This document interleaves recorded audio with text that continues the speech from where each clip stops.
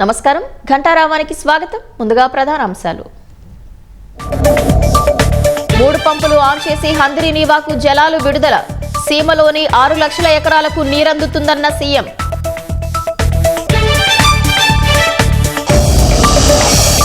వైసీపీకి సీమంటే రాజకీయం రక్తమేనన్న చంద్రబాబు. టీడీపీకి నీళ్లు, ప్రజల భవిష్యత్తే ముఖ్యమని స్పష్టీకరణ.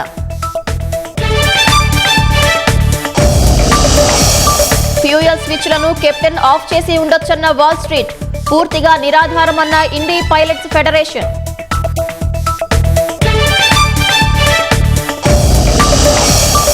స్వచ్ఛ నగరాల జాబితాలో 8వసారి ఇందౌర్ తొలి స్థానం. 2-3 స్థానాల్లో నిలిచిన సూరత్, ముంబై.